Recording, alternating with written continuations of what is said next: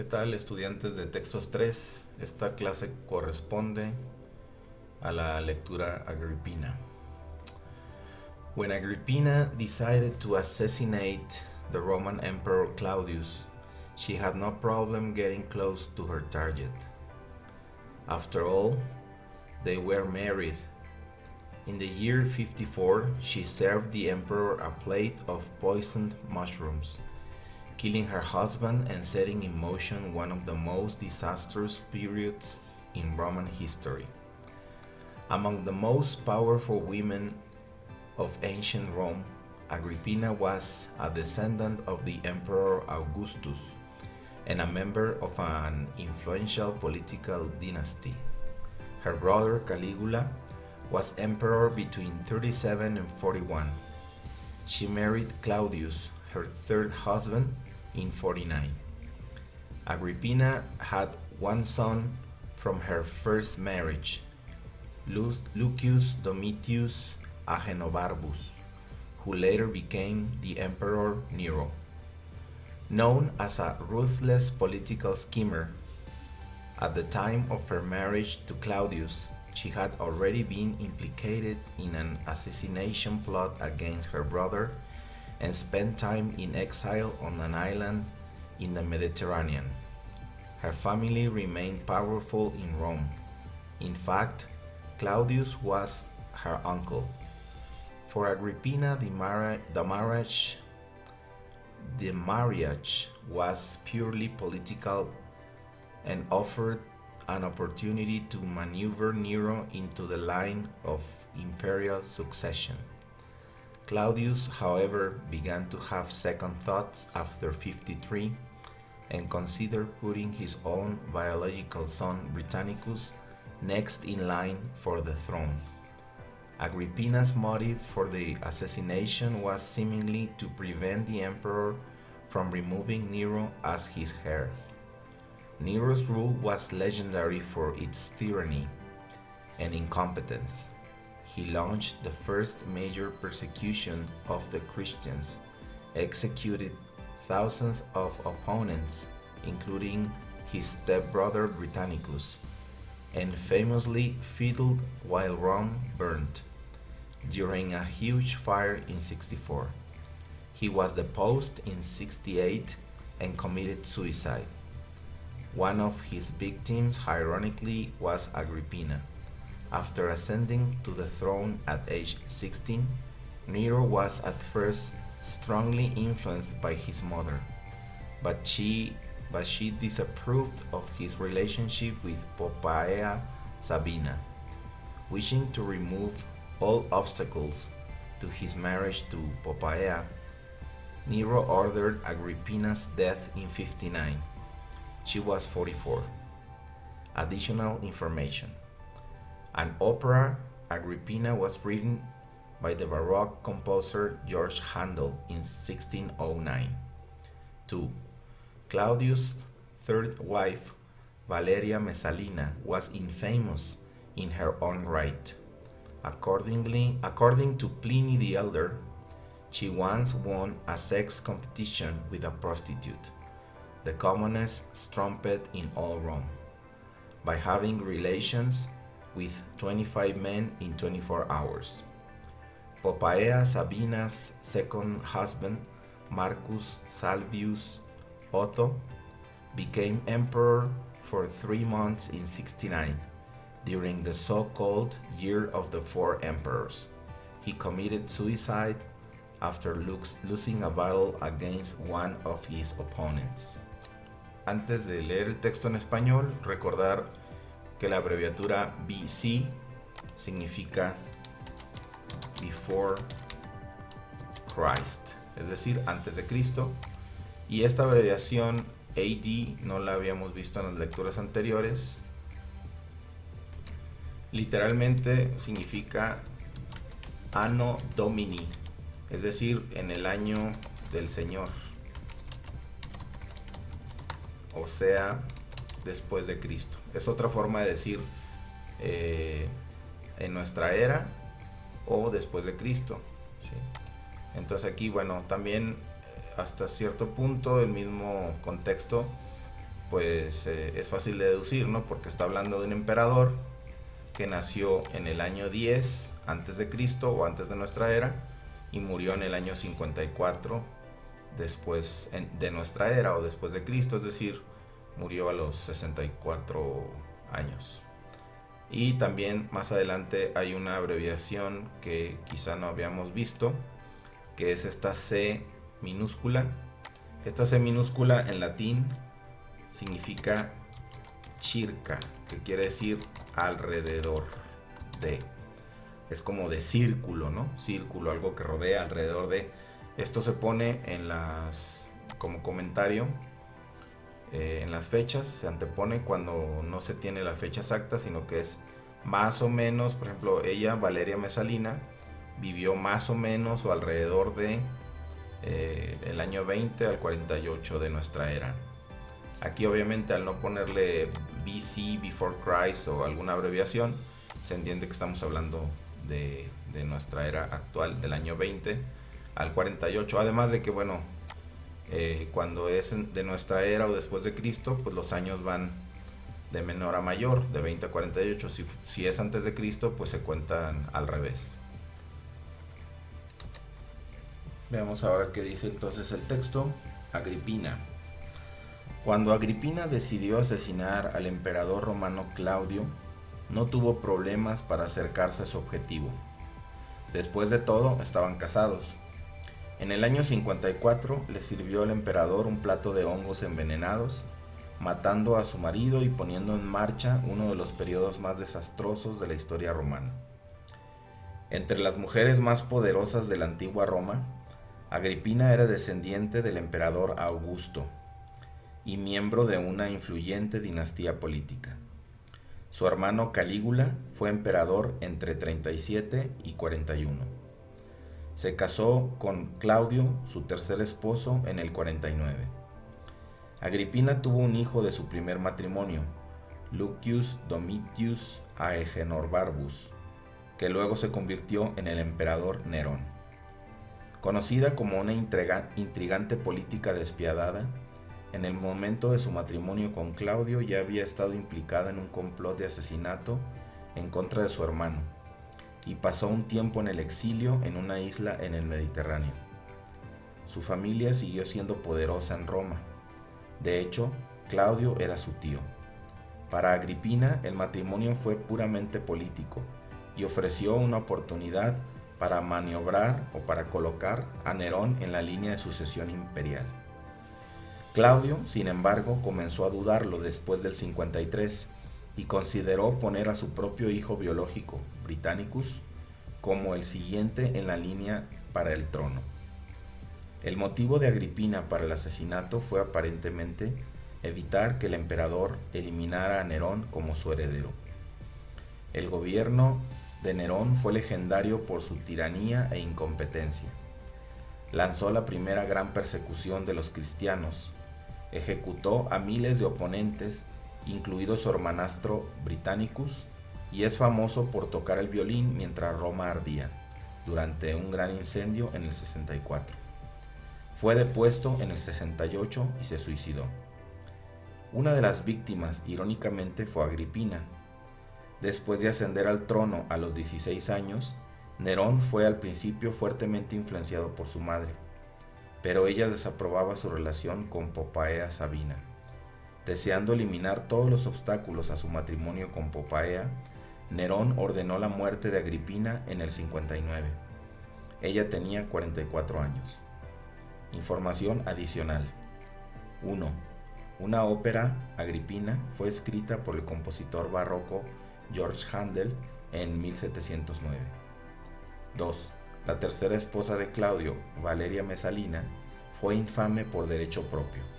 Según Plinio el Viejo, una vez ganó una competencia sexual con una prostituta, la ramera más común de toda Roma, al tener relaciones con 25 hombres en 24 horas. 3. El segundo marido de Poppaea Sabina, Marcus Salvius, Otto, se convirtió en emperador durante 3 meses en el 69, durante el llamado Año de los 4 Emperadores. se suicidó después de perder una batalla contra uno de sus oponentes.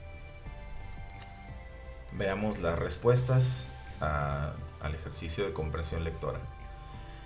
Agripina asesinó a... Las opciones son su tío o a un emperador, o las dos opciones son correctas.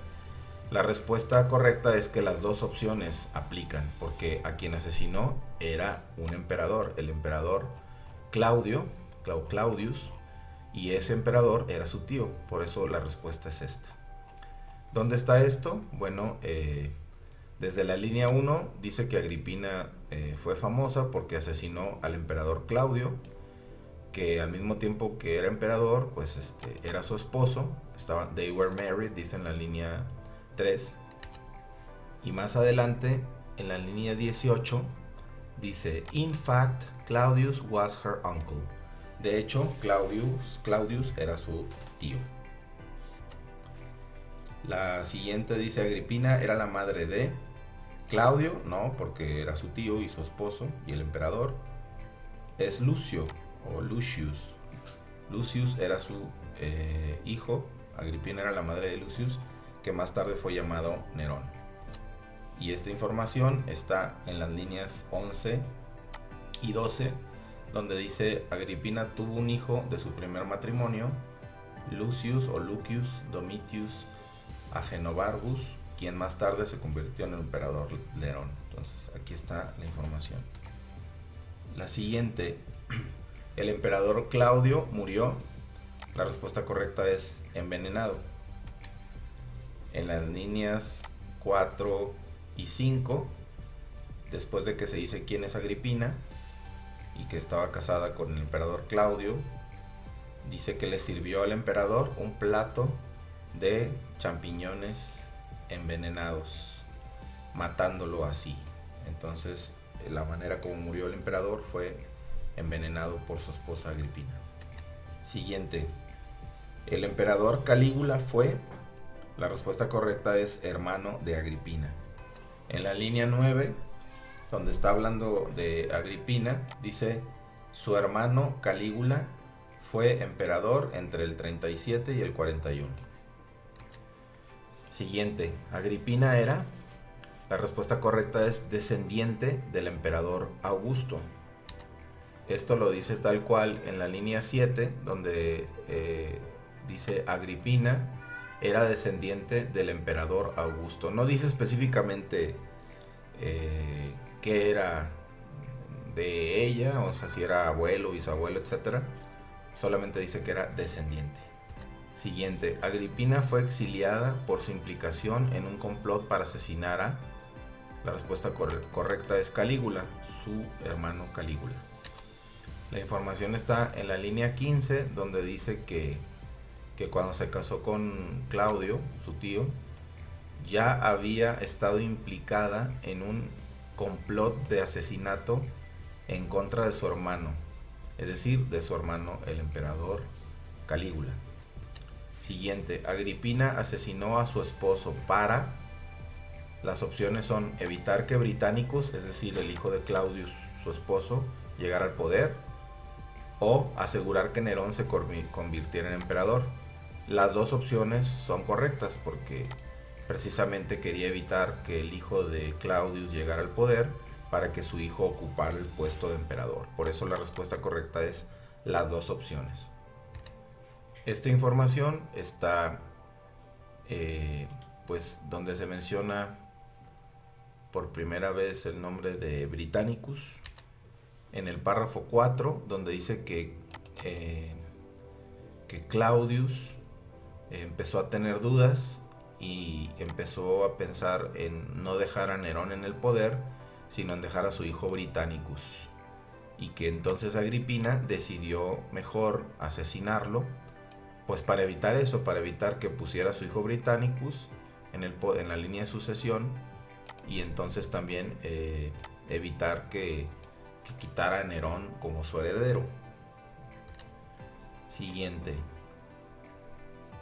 Nerón mandó asesinar a su hermanastro. Su hermano no, porque Britannicus no era hijo de su madre Agripina, ni tampoco a su padrastro, porque él no fue quien mató al emperador Claudio. Entonces es a su hermanastro, a Britannicus. La información está en la línea 28, donde dice que Nerón ejecutó a miles de sus oponentes, incluyendo a su hermanastro Britannicus. La siguiente, Nerón se enemistó con Agripina, es decir, con su madre, porque ésta se oponía a su matrimonio con Poppaea Sabina. Y esta información está en el párrafo 6, a partir de la línea 32, donde dice que Nerón al principio era fuertemente influenciado por su madre, pero como ella desaprobaba su relación con Poppaea Sabina, pues se enemistaron, y al grado que él llegó a matarla para pues quitar cualquier obstáculo para su matrimonio con Poppaea Sabina.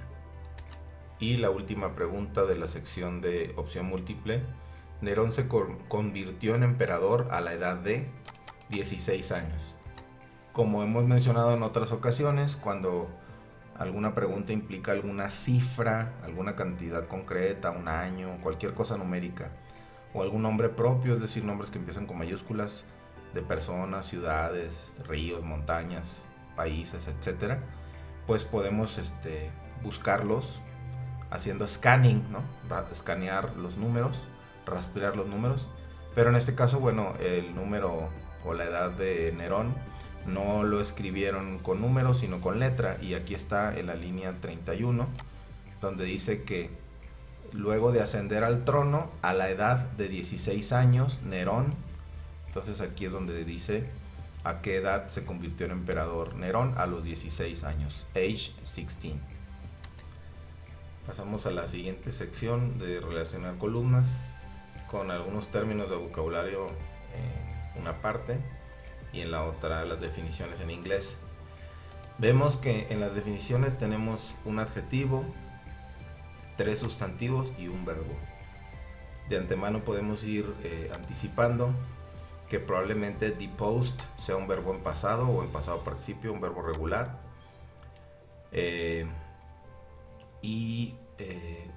También tenemos aquí ruthless, que tiene el sufijo less, que significa sin lo que está antes.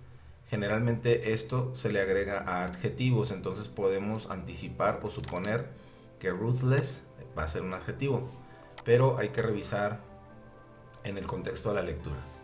Si leemos las definiciones, la del adjetivo dice tener, no tener o no mostrar piedad o compasión por otros. Es un adjetivo que describe a alguien que no tiene compasión ni piedad.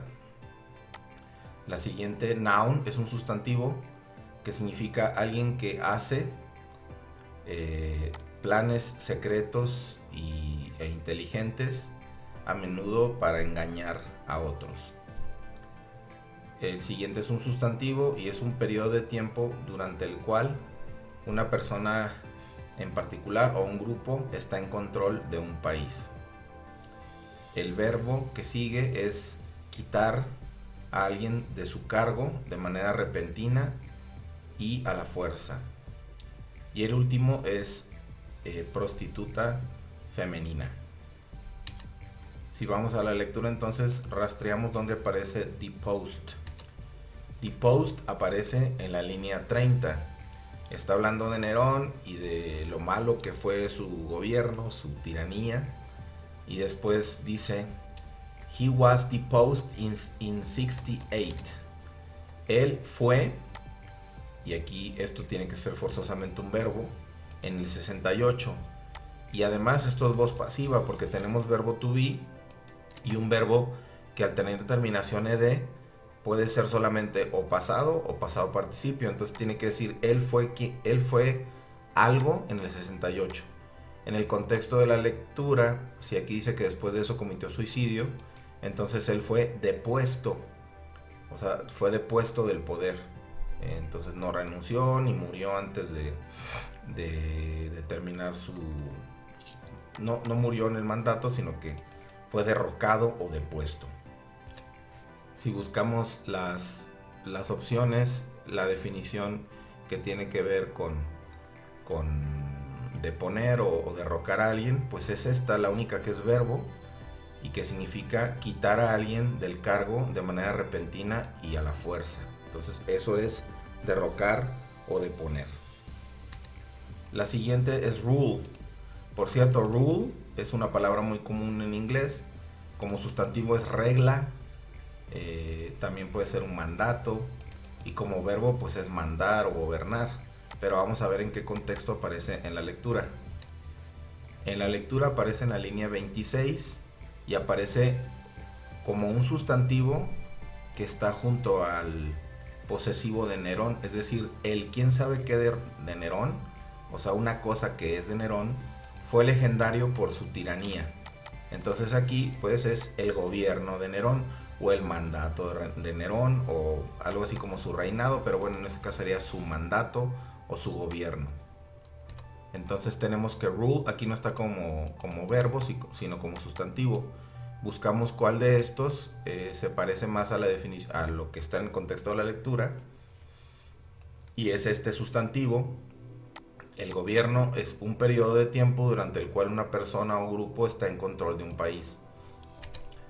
El siguiente es ruthless. Aquí podemos anticipar que muy probablemente sea un adjetivo, pero vamos a ver si en la lectura aparece así.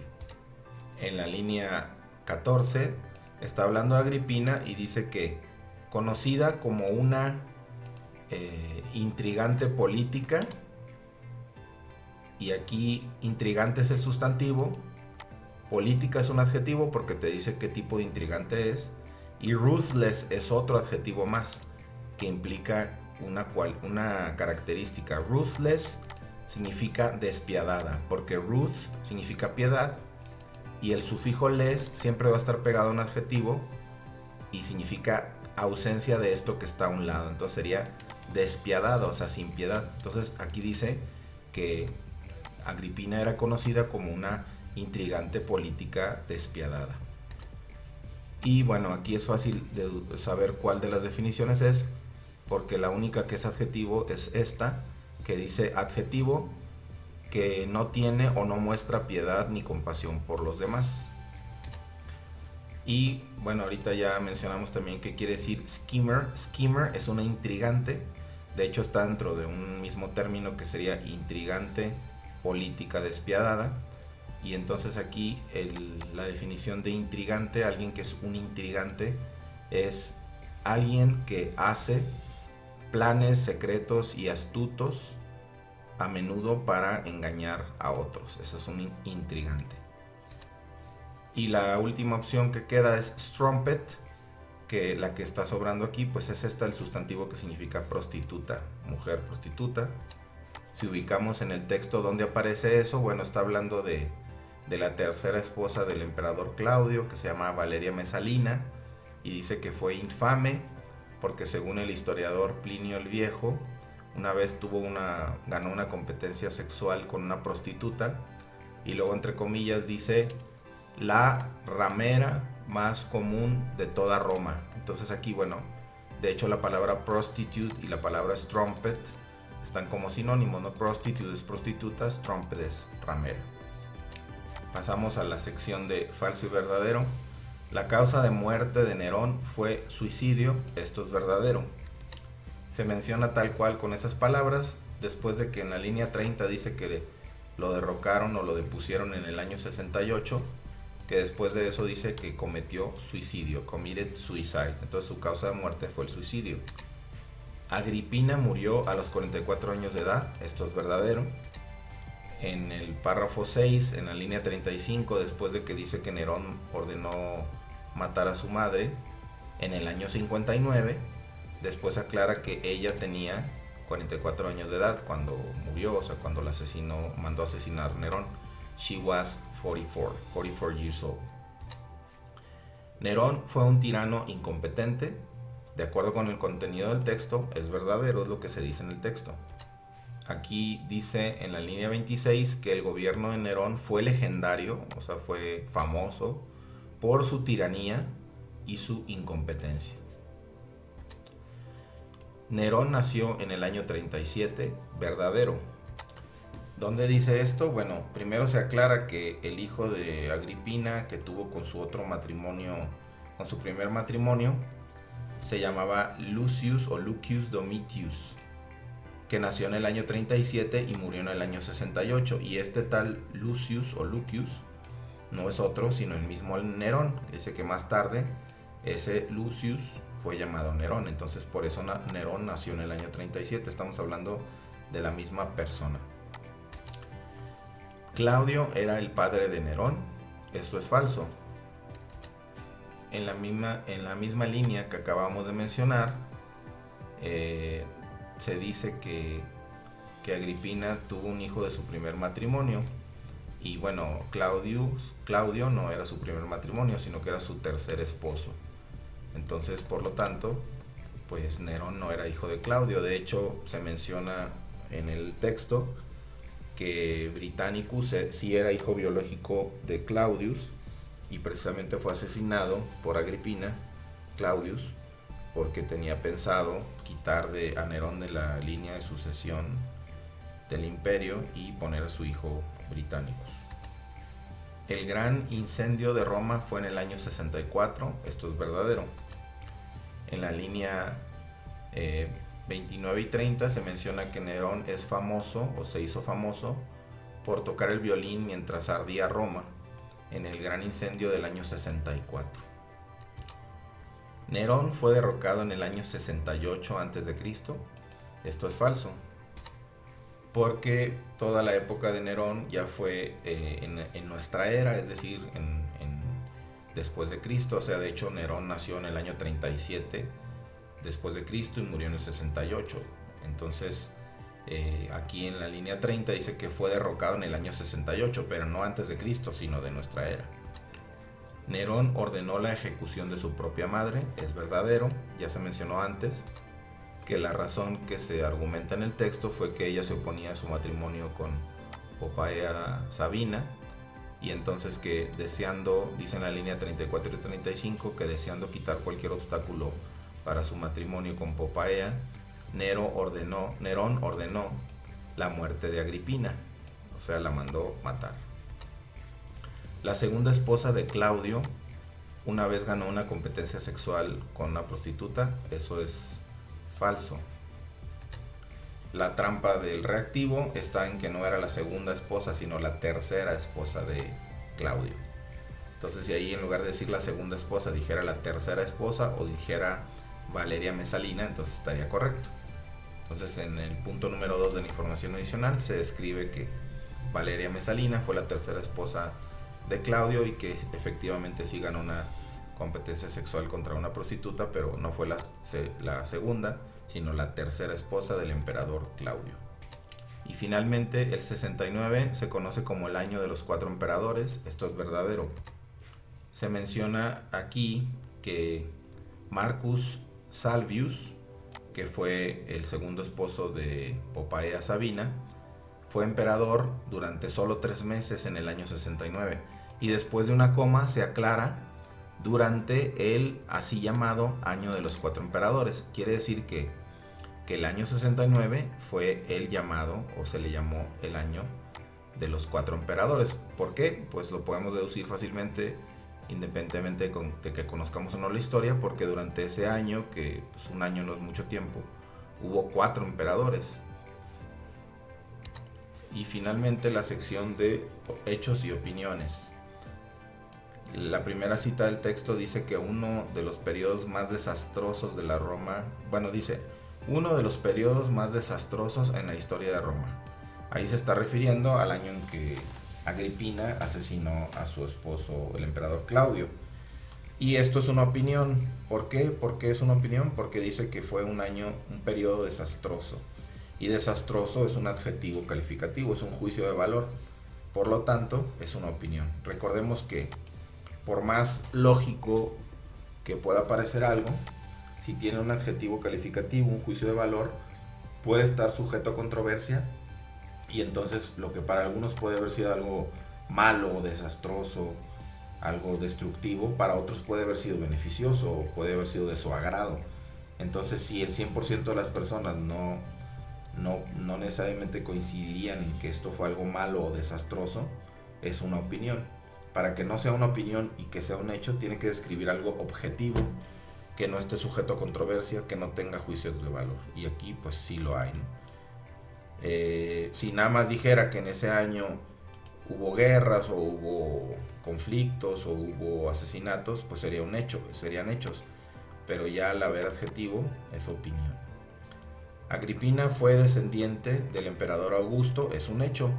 Aquí no hay adjetivos, juicios de valor, simplemente está describiendo algo que sucedió, es un hecho.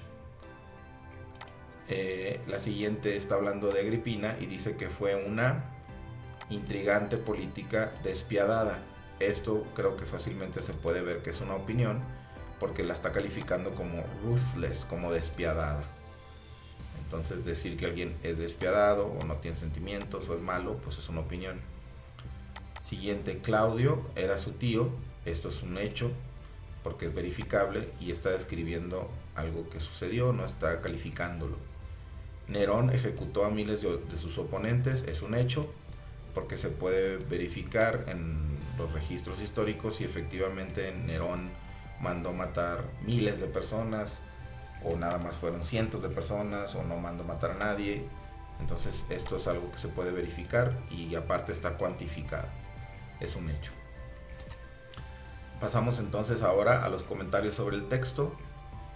Algunas cosas ya las mencioné en un principio, como esto del sabernos bien estas abreviaturas, ¿no? BC, Before Christ, antes de Cristo o antes de nuestra era. AD, Anno Domini, que significa en el año del Señor, es decir, en nuestra era o después de Cristo. Y bueno, también esto de los prefijos y sufijos es un tema importante porque nos ayuda a deducir vocabulario. Es decir, aprender vocabulario en inglés no es una habilidad que sea solamente de tomar listas de internet o proporcionadas por un profesor o por los libros y hacer memorizarlas. Quizá puede ser un método, pero quizá no es el más conveniente. Si tú quieres incrementar tu vocabulario en inglés, pues lee más. Cómo una persona en español, en su idioma natal, puede tener más fluidez verbal o más vocabulario y más repertorio verbal, pues leyendo. Entre más lee alguien, más incrementa su vocabulario. No se trata de que se ponga a estudiar palabras en el diccionario, lo mismo ocurre en el inglés. Por eso es tan importante la lectura. Aunque sí conviene conocer algunas reglas, como esta de que los sufijos, que son partículas que se le agregan a las palabras y modifican su significado de alguna manera, pues que el sufijo les quiere decir sin lo que tiene pegado antes. Entonces si ruth es piedad, ruthless sería algo que es sin piedad, es el adjetivo despiadado. Conforme vayan saliendo más ejemplos en los textos, tanto de prefijos, partículas que se le anteponen a las palabras y las modifican, como de sufijos, los vamos a ir comentando para que nos vayamos acostumbrando a ellos y podamos utilizarlos en otras lecturas que tengamos más adelante. Aquí tenemos en la línea 15 también otro ejemplo más de un tiempo gramatical que ha aparecido ya en las demás actividades, que es el pasado perfecto. Recordemos, pasado perfecto se entiende como el pasado del pasado, es decir, si la narración que estamos haciendo habla de algo pasado, algo que ya pasó, y vamos a hablar de algo que está más allá de ese pasado al que se refiere la narración, normalmente utilizamos el pasado perfecto. ¿Qué dice aquí? Ella había estado implicada. Ella ya había estado implicada en un asesinato. Entonces, ¿cuál es el pasado 1? Que para nosotros es un tiempo remoto, cuando Agripina se casó con Claudio. Pero hubo algo que ocurrió antes de que Agripina se casara con Claudio. ¿Y qué fue? Que antes de eso estuvo implicada o había estado implicada en un complot para matar a su hermano Calígula. Aquí también en la línea 21 tenemos un conector, un conector que es muy importante, que es however. However pertenece a la categoría de los adversativos, es parecido al pero, es cuando vamos a poner dos ideas que se contrastan. Entonces aquí dice Claudio, sin embargo, comenzó a dudar después del año 53. ¿De qué está hablando? ¿Qué es lo que está contrastando? Pues obviamente lo que está antes del however, que es que dice que pues que de alguna manera Claudio ya tenía la línea de sucesión para que ocupara el puesto de emperador a Nerón. Sin embargo, comenzó a dudar en el año 53 y a pensar en poner mejor a su hijo biológico. Entonces el contraste es que su hijastro iba a ser emperador después de él, pero después dudó y mejor pensó que Britannicus lo fuera. Tenemos aquí también un modismo, por eso es importante también siempre tener claro que no es lo mismo traducir que comprender un texto, y mucho menos tratar de traducir palabra por palabra o textualmente, porque aunque algunas veces sí vamos a poder hacerlo, en otras ocasiones no es posible porque hay modismos. ¿Qué son los modismos? Pues son frases que si las tratamos de traducir así como están palabra por palabra no tiene sentido. Lo que hay que ver no es qué significa cada palabra, sino cuál es el significado real o el sentido de la frase que está ahí. Aquí si lo leyéramos tal como está, diría: Claudio, sin embargo, comenzó a tener segundos pensamientos después del 53. Sin embargo, pues eso suena raro, ¿no? Como que comenzó a tener segundos pensamientos. Bueno, aunque la traducción literal es tener segundos pensamientos, la traducción real o el sentido real de la frase es dudar. Si yo digo que I have second thoughts about something, no significa que tengo segundos pensamientos sobre algo, sino que estoy dudando, me la estoy pensando, ¿no? Estoy dudando sobre algo. Entonces quiere decir comenzó a tener dudas. En la línea 24 tenemos la palabra seemingly. Seemingly, vamos descomponiendo la palabra. Seem es el verbo parecer, que algo tiene la apariencia de algo, ¿no? Parece. Si yo digo, por ejemplo, this seems strange, this seems weird, esto parece raro, ¿no? Entonces aquí seemingly, el sufijo ly quiere decir mente. Si aplicáramos aquí entonces y lo tratamos de traducir literalmente, diría parecientemente. Sin embargo, pues no significa parecientemente, sino al parecer. Seemingly es una frase que quiere decir al parecer. Se usa pues cuando alguien quiere dar una afirmación, pero sin estar seguro de ella. Entonces es al parecer o parece ser. Es como para dar un matiz de que no estamos muy seguros. Si lo leemos todo, diría: el motivo de Agripina para el asesinato fue, al parecer, evitar que el emperador quitara a Nerón como su heredero. Entonces aquí es al parecer. Y por otro lado, prevent suena como el verbo prevenir, pero en este caso pues no se dice que quiso prevenir que el emperador quitara a Nerón, sino evitar, ¿sí? Por eso también aquí no traducimos literalmente, sino realmente cuál es el sentido. No es tanto prevenir, sino evitar algo, ¿no? Hacer que no sucediera algo. Tenemos también en la línea 28 la palabra stepbrother. Ya como hicimos la lectura del texto y resolvimos las preguntas, sabemos que stepbrother es hermanastro. Sin embargo, aquí vale la pena también que sepamos que el prefijo step se antepone a todo lo que es pues familia postiza, ¿no? O sea, padrastro, madrastro, hermanastro, etcétera, ¿no? Entonces, si stepbrother es hermanastro, stepsister es hermanastra, stepfather es padrastro, stepmother es madrastra, y así sucesivamente. Entonces cuando vean step como prefijo de algún miembro de la familia, estamos hablando de que no es familia sanguínea. Y por último tenemos también aquí una frase que si la traducimos literalmente pues sonaría rara, ¿no? Por eso hay que ver cuál es el sentido. Dice: pero ella desaprobó de su relación con Poppaea Sabina. Obviamente no, aunque en inglés lleva la preposición of después del verbo desaprobar para decir desaprobar algo, en español no la necesitamos, y por eso obviamente no decimos desaprobó de la relación, sino desaprobó la relación simplemente, ¿no? Entonces no siempre cuando en inglés necesita una preposición algún verbo, la lleva en español y viceversa, no siempre que en español la necesita, no siempre en inglés la va a llevar. Entonces, en conclusión, aquí dice, ella desaprobó la relación de Nerón con Poppaea Sabina, no ella desaprobó de la relación. Otro ejemplo parecido es el verbo escuchar. En español podemos decir escucho música.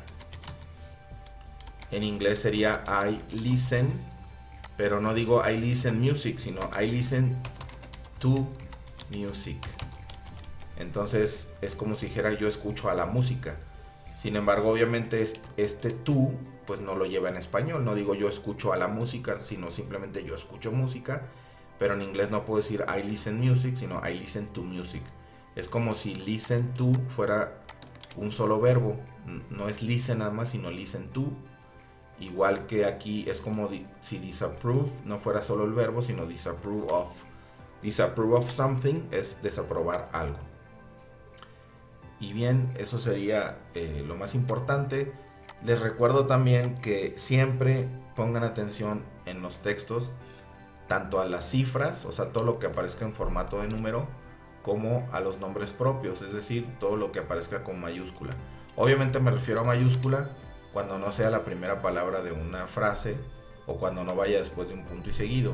Entonces aquí, por ejemplo, si hiciéramos scanning de todos los nombres propios, pues veríamos que en la línea 1 tenemos Agripina porque está con mayúscula y no está después de un punto, ni es la primera palabra de una frase.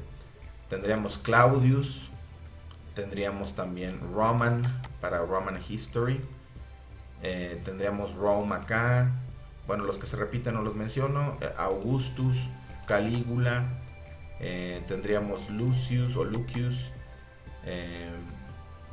tendríamos por acá más adelante Britannicus en la línea 22 y así sucesivamente. ¿Por qué es importante poner atención a los nombres propios? Porque por lo general va a ser información importante. Casi todos los que mencioné ahorita, Agripina, Claudio, Calígula, Augusto, Lucius, Nerón, Britannicus, Poppaea Sabina, etcétera, de alguna manera son relevantes y hay preguntas sobre ellos. Entonces las personas son relevantes en los textos porque hacen referencia a la pregunta ¿quién? Y en este caso son personas, pero también pueden ser lugares como Roma, por ejemplo, que hacen referencia a la pregunta ¿dónde? Los lugares también son importantes y las fechas o las cifras, porque también puede ser cantidades de algo, también suelen ser importantes. Y si ustedes lo revisan en los ejercicios, verán que muchas preguntas hacen referencia al cuándo ocurrieron las cosas, o cuántas personas, cuántas monedas, o cuántos dólares, o cuántos pesos, o cuántos dracmas, o lo que sea. Sí, entonces por eso es importante. De hecho, recuerden que parte de las estrategias de lectura, una de las más importantes y básicas, es la estrategia de prelectura, que es previewing, que es vistazo previo. En el vistazo previo se trata de que yo haga una revisión rápida del texto y dice que lea las primeras líneas del primer párrafo. Aquí, por ejemplo, podría ser esto, ¿no? Cuando Agripina decidió asesinar al emperador Claudio, no tuvo problema en acercarse a él. Después de todo, estaban casados. Párrafo 2. Leo solo la primera línea. Entre las más poderosas mujeres de la antigua Roma, Agripina. En los demás párrafos hago lo mismo, solo la primera línea. Conocida como una intrigante política despiadada, en el tiempo de En el párrafo 4 leo la primera línea. Claudio, sin embargo, comenzó a dudar después del 53. Párrafo 5, primera línea. El gobierno de Nerón fue legendario por su tiranía e incompetencia. Párrafo 6, una de las víctimas fue irónicamente Agripina. Y hasta ahí. Digamos que realmente hasta el párrafo 6 podríamos considerar el cuerpo del texto, porque a partir del párrafo 7 pues es información adicional, como bien lo indica ahí, es como un agregado, un adendo. Entonces, ¿qué pasa cuando yo leo la primera línea del primer párrafo de cada uno? Pues lo que estoy haciendo es de alguna manera ver de qué se trata ese párrafo. Por ejemplo, el párrafo 2 dice que Agripina era una de las mujeres más poderosas de Roma. El resto de las ideas después de esa afirmación nos hacen ver por qué era poderosa. Bueno, porque descendía de un linaje de emperadores, ¿no? Del emperador Augusto, era hermana de otro emperador, Calígula, se casó con otro emperador, Claudio, etcétera, ¿no? Fue madre de Nerón. Eh, Igual también, si vemos la primera línea del párrafo 3 que dice que era una intrigante política despiadada, el resto de las ideas del párrafo son ideas secundarias sobre esa idea principal, porque te dicen por qué era despiadada y por qué era intrigante política. Bueno, pues porque ya había estado implicada en el asesinato de su hermano, en el complot para asesinar a su hermano, el emperador Calígula, porque se casó por interés político con su tío Claudio, eh, etcétera, etcétera. Incluso aquí pues te dice que para qué se casó, pues para poder hacer que su hijo fuera emperador. Entonces por eso es tan importante hacer esa especie de muestreo del texto, siempre con todos los textos, que nos debe llevar en un texto como este de una cuartilla o dos cuartillas, una cuartilla y media, dos cuartillas, nos debe llevar entre 30 segundos y un minuto. Y además, si subrayamos los nombres propios y las fechas o cualquier información que tenga números, pues ya tenemos bastante adelantada la comprensión lectora. Ya después hacemos una lectura completa y es como si hubiéramos tenido primero una especie de armazón donde toda la información nueva que leamos al leer completo el texto va a caer. Y si además de eso nos disponemos a leer todas las preguntas del ejercicio de lectura antes de hacer la lectura a conciencia del texto, pues mucho más comprensión vamos a tener. Claro, esto es cuando hacemos ejercicios como estos, que son parte de una clase, donde nos van a dar un cuestionario, un examen.